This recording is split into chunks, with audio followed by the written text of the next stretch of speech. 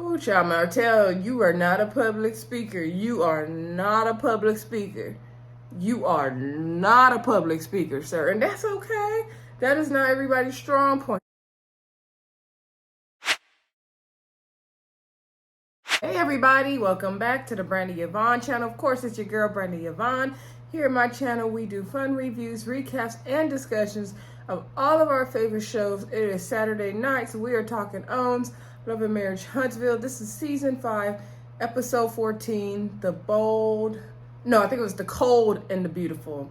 Y'all, I ain't seen y'all in a minute. I know.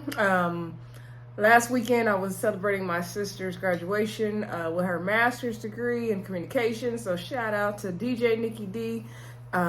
She has podcasts. Follow her on Spotify or wherever you view podcasts. It's called Tea Time. She also has done a lot of red carpet events, and she just has her hands in a whole bunch of different pots all the time. So I'm so proud of my sister for getting her master's degree. So again, shout out to DJ Nikki D. Anyway, so I watched last week's episode. I just didn't have time to review it, y'all. The lighting in my hotel wasn't the best either. I just didn't have the time, and I couldn't even catch up. Also, last week's episode, they was really recycling storylines. Like, it wasn't really giving anyway.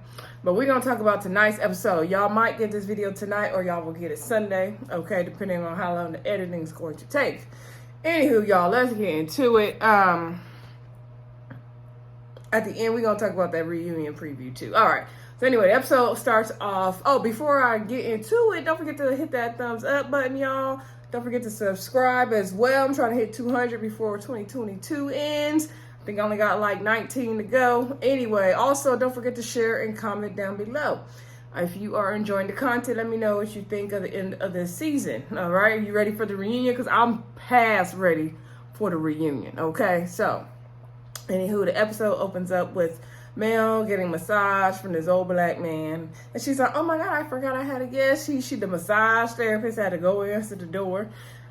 She forgot she invited Stormi over. Okay, we could play the I forgot role. So Stormi came in, you know, Mel said she's trying to do her self-care. I'm with it. I would love a good old massage right now. So, Stormi was asking Mel how she's doing and how the Destiny trip went. Mel said everything went good, except for after the trip, there was some drama on social media due to, I guess, Ariane, a.k.a. Coleslaw, whatever y'all prefer to call that lady, was having some social media riffraff with Mel. So the issue is that I guess Mel had caught the C virus. Y'all know what that is. And Martel told Coleslaw, aka Ariane, and so then I guess she must have been saying something about it on social media, and so, you know, Mel's very upset about that. I could definitely don't blame Mel for being upset about whatever the social media issue is. However, I mean, Martel did need to, if the kids were, like Martel said towards the end of the episode, the kids were around Mel, okay, and then she ended up testing positive. Those kids were around the little baby, Coleslaw baby, Ariane baby. So, of course, he kind of does, he does have the social responsibility, you know, to let it be known. See, that's why I don't like taking that test. Y'all be like, you need a test. No, I'd rather give me the shot. Because once you take the test, if it's positive, then you got to tell everybody you was around, okay? That's the problem. So, yeah, he had to kind of let her know. Now, she didn't have a right to go talk about it on social media or whatever she did about it. Like, that was very immature of her. And that's why she earned the name Coleslaw, right? Anyway, so Mel wasn't happy about that. And then Stormi was asking Mel about the whole Sheree thing. And Mel was like, you know, people want me to be upset or feel a type of way about it. She was like, this man had a whole girlfriend, had a baby on me in the marriage. Like, I'm not, like, worried about the whole Sheree thing. And she said in her confessional, Sheree's a beautiful woman, you know. I'm not sure she said she met her before or not, but she has nothing bad to say about her. But people want the drama, and they expect her to have something negative to say. And I think people do expect Mel to have something negative to say when it comes to the whole Sheree thing. Anyway, let's go to the Inez wine event. First of all, that venue Martel picked was gorgeous. That was really, really nice venue. It looked a little cold out there because of that wind and where they were, but the view was amazing. So he's out there with I can't remember if the girl's name was Jennifer or something like that. And I'm not sure if that's the same name they put in loving memory of at the end of the episode. But anyway, she was helping to get the event together. Melnika was not present. We ain't seen Melnika in a hot minute. So I guess she said she ain't getting tied up in the mess.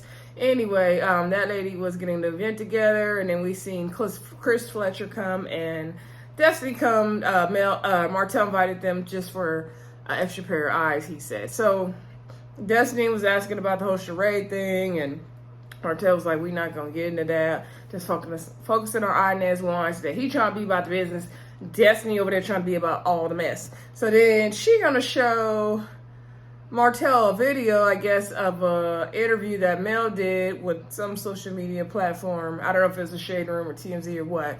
And Mel is basically, I guess she was asking about Sheree, and she's like, I don't have any, issues when it comes to the Sheree thing. Like, this man, people think, I was shocked when I found out about it on social media. She's like, he had marriage, he had a whole girlfriend, a baby on me. Like, I'm not bothered by this. It don't bother me. It don't have nothing to do with me. So then Martel immediately got mad and said, like, how dare she speak on my relationship? Like, she done dated other men and all that. She didn't have my kids around other people and babysitters and all that stuff. I don't know. You know how Martel didn't like Mel having all them babysitters. So anyway, and I was like, well, what did Mel say that was wrong that upset you, Martel? Like, she didn't say, oh, I can't stand Sheree. I don't want him around her around my kids. Like, I don't understand why he got upset. I was so confused.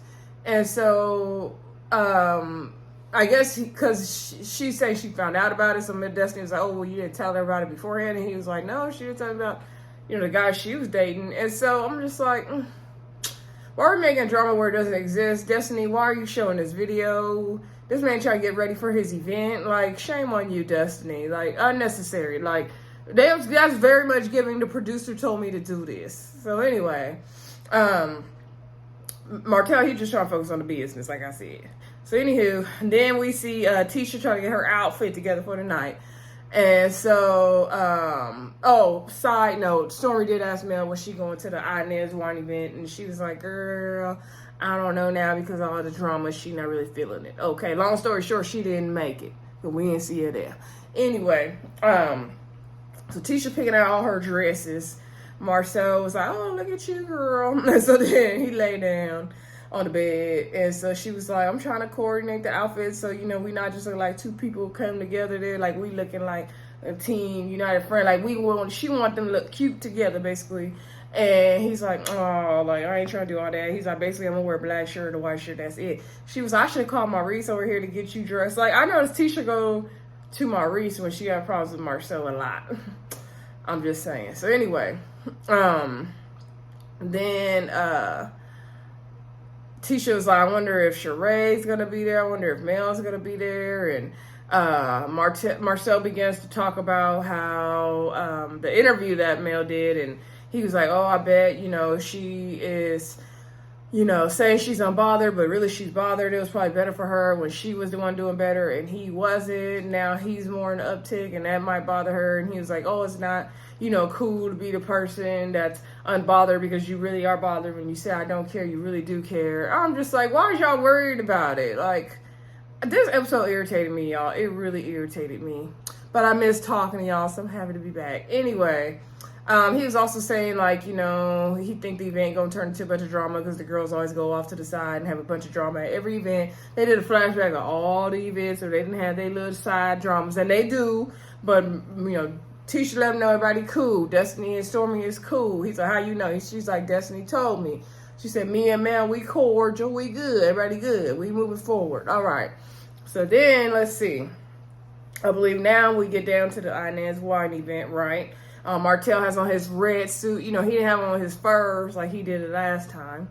All the girls look good. Tisha looked good in that dress she had on. Tiffany looked the best she ever looked. That was one of her best looks. Stormi looked good, of course. And Destiny looked good. I like that blonde hair on Destiny. That was cute. Something was a little off with her makeup, though. I don't know if it was when she was crying with Kimmie or... I don't know. Something was just a little off there. Anyway, but the girls look good. They all look good. So anyway, I wasn't sure if Maurice and Kimmie were going to come, but they did come. They was a little late, but they made it.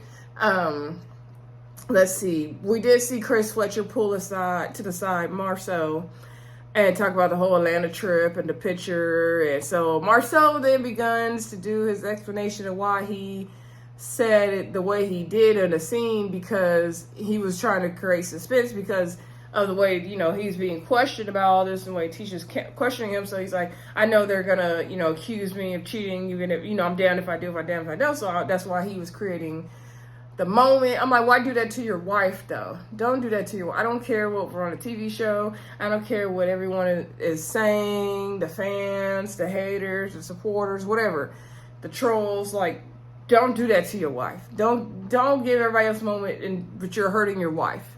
That's the thing. I don't agree with Marsau. If you're not cheating, then stand in that.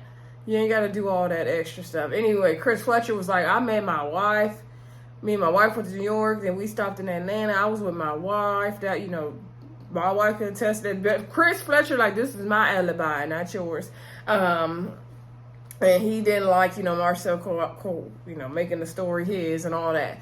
And so Marcel's like, dang, I'm going to need a camera and a stenographer when it comes to being with Chris Fletcher because we were there together.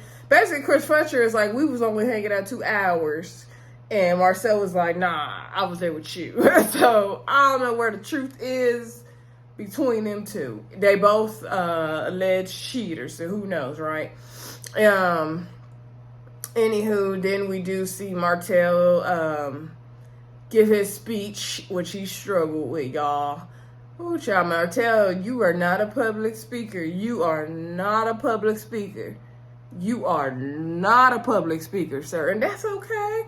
That is not everybody's strong points. Like me, I love to give a good old speech. Like, if you need me to give a speech at the drop of a hat, like impromptu, I will jump up and take care of it for you. Like, off the top of the head, I'm ready to give a speech, okay? But, that's not everybody's thing. That's not everybody's forte. So he started the speech and he decided to start all over. I wanted to be like, let him use you, Martel, like we was in church. Lord, but he finally got it out. He was stumbling over his words. He did talk about his grandma Inez. He shout out all Inez's kids, his mama, his Auntie Debbie, another auntie that wasn't there, and Uncle Sam, and another uncle. Thank God they got their recognition because he didn't need no problems like he had down in the ATL. Uncle Sam was about to whoop that tail. Anyway, we see Mama Ho back there praising. She was praising. And so Martel says something in Swahili at the end. I was like, okay, Martel. Anyway, it was very nice. I like the picture of the grandma. That was beautiful. Let's see. Then we did see Kimmie sit down. Kimmie and Maurice sat down with Stormi and her husband, as well as Destiny. And so Stormi it's like, oh, how have you been? Kimmie, I haven't seen you since the peace party. I've been wanting to check on you. And she talks about the moment that Kimmie had. She had a little breakdown, and they flashed to the scene, which was a very, sad scene. That was right when Kimmie was finding out and waiting for her test results. So Kimmie basically explains that whole thing to Stormi that, that day or prior to that day, she had found the 2 lumps in her breast and she was waiting on test results. So that was one of the hardest nights of her life because she didn't want to say like, yeah, I might have cancer. No, that she was waiting for the results. So it was just really hard. And it begins to explain that she does have breast cancer and the 2 lumps and everything going on. So Stormi gives her a hug and they cry a little bit. And I was just fighting off my tears. I was like, no, no, okay, no. When we gotta just continue to pray and root for Kimmie over here. Destiny is sitting there crying, trying not to make us mess up her makeup that was already a little messed up.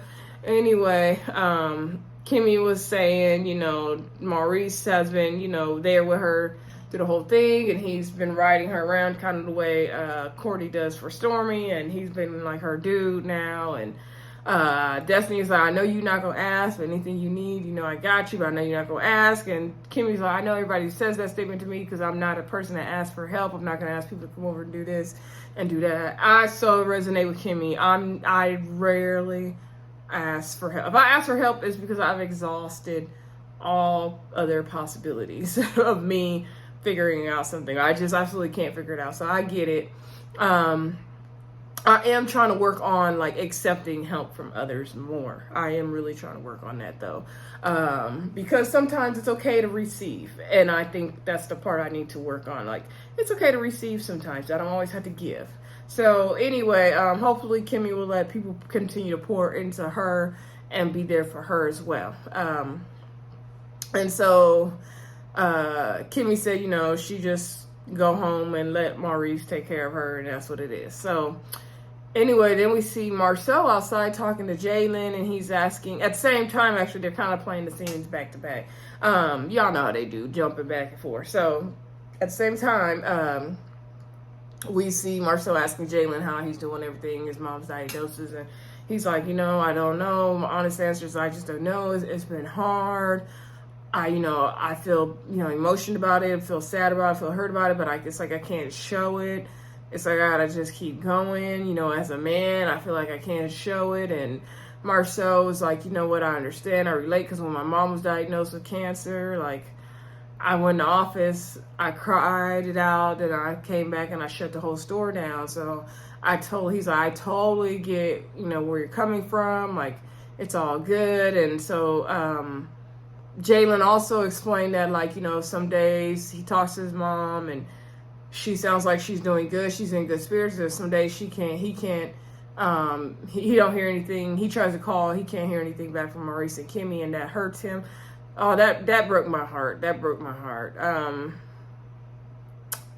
I hope that they can all, communicate in the level they need to. And I'm sure it's because it's hard for Kimmie and Maurice. So I know there's no hard feelings there, and I hope Jalen takes it the right way. And there's no right or wrong way in this situation, but that whole scene just broke my heart. Hopefully, they can figure that out. Maybe, Jalen, if they're not answering your calls, just pop up on them. That's what he should do. Sometimes you gotta push your way in those kind of situations. So, because they're probably protecting Jalen from seeing the hurt in their faces and hearing it in their voices, right? So, anyway, Jalen was saying how, it's just really hard, and he never seen his mom cry. Growing up, they didn't express their feelings to each other. He never saw his mom cry growing up. And the first time he saw her cry, they started filming the show. He kind of broke the fourth wall. But he said the first time they started filming the show, he saw her cry on her wedding day. Then this is the second time he saw her cry. It was on the show, and he was fighting back tears. Marsau was fighting back tears. And Marsau basically let him know, anything you need, I got you. It's all good. And they hugged it out. That scene had me fighting back tears. That scene, I was like, okay. So anyway,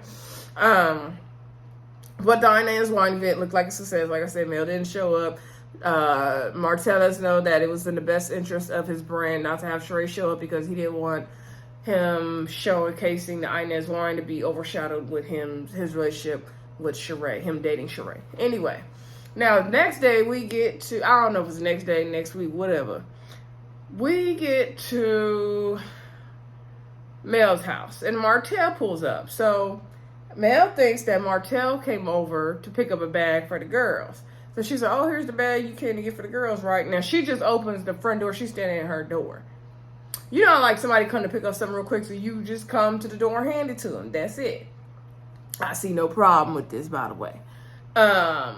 So then Martel's like, no, I didn't come over that. He's like, I came to talk to you about, the camp for the kids, and I think it's Milani moving up a grade and some other stuff. So she was like, oh, what? Like, I didn't know you came over for all that. And so then she's like, okay, so what's going on? So she's not letting him come in the house. So he was like, what are you doing? Like, let me come in the house so we can talk. And then she's like, no, we talking right here. And so then he's like, no, I'm not. No, girl, if you don't let me come to this house, like, come on. So then she was like, no, we talking right here. So then he got mad and walked away. And he's like, you're going to be on some petty stuff, then we ain't got to do this, and da-da-da. So my whole thing is, I've never let him in my house. Like, I don't know why he would think he would get to come to my house this time. Like, so I was like rethinking, like, wait, has he ever, have we seen him in the house before?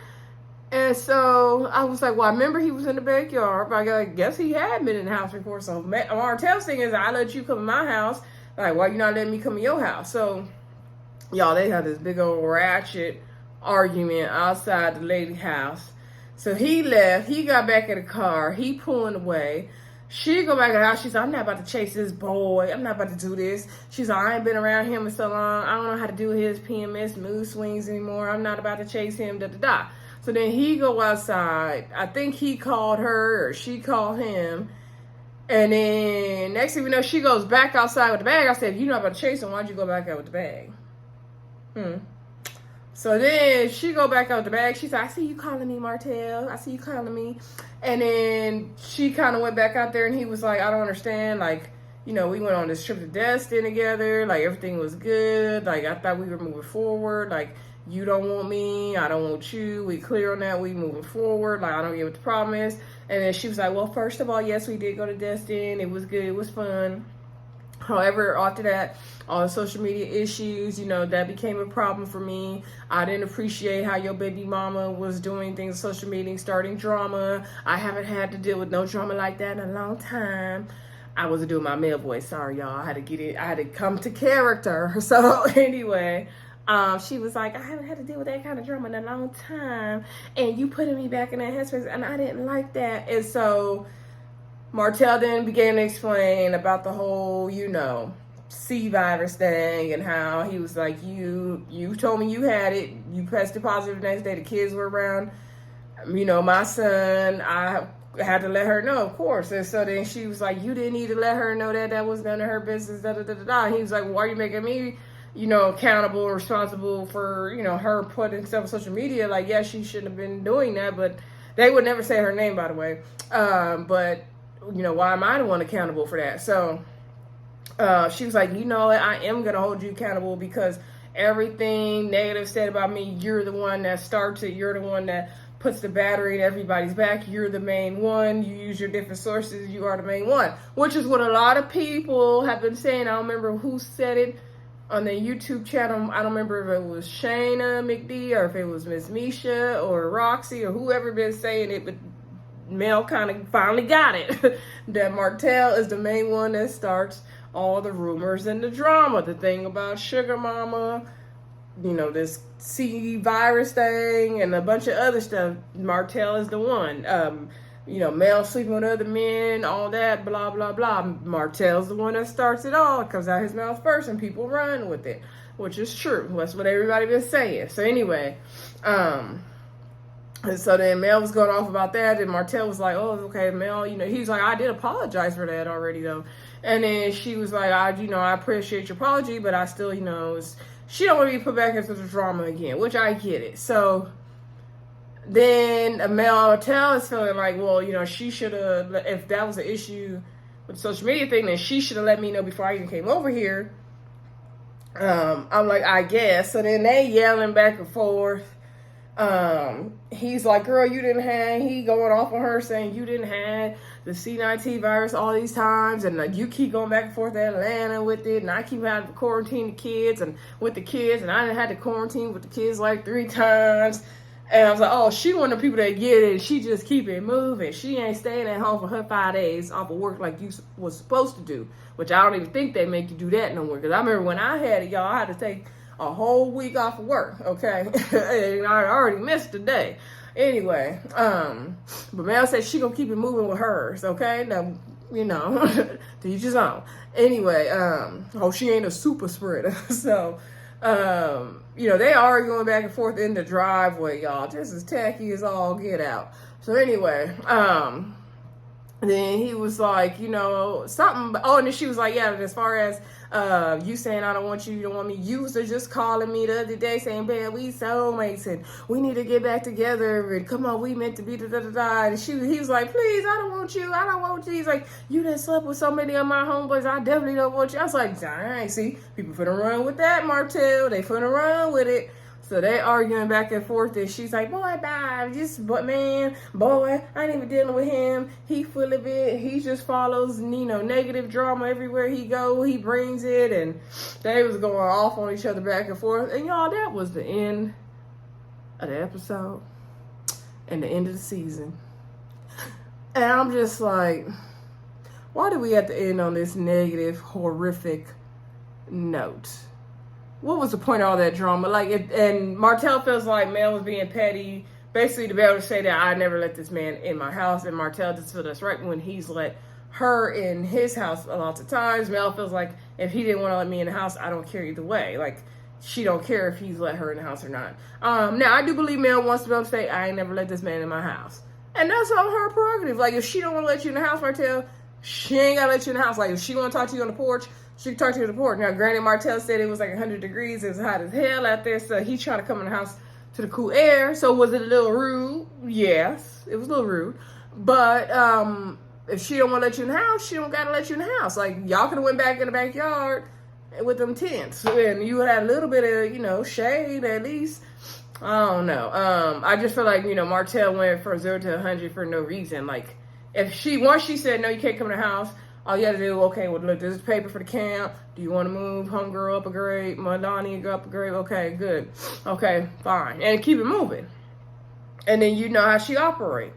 Maybe you don't let her in your house no more next time. I don't know. But Martel thinking he just has the right to come in Mel's house is a little twisted for me. It's a little twisted for me. Anyway, then they showed us this preview of the reunion. Everybody's fussing and fighting. They talk about sex parties at Credit One at Maurice's office. He talking about people go get sued. They stay and stuff like that. Kiki on there. Why is Kiki on the reunion? Why is Kiki on the reunion? I'm like, please. Letitia's saying crazy stuff about Martel, and Destiny got some kind of truth she gonna let out, and Maurice is like, don't do it, don't do it. I'm like, this show has gotten like gutter bad. Like, the foundation of the show is still good, but it's just gotten out of hand. Like, they need to like regroup, retreat, something. They need to do something, because it's just gotten bad. It's just gotten nasty. The way they were shouting, spewing things out on that reunion, it was just nasty to me. And I'm like, sex parties at Credit One, is that what they say?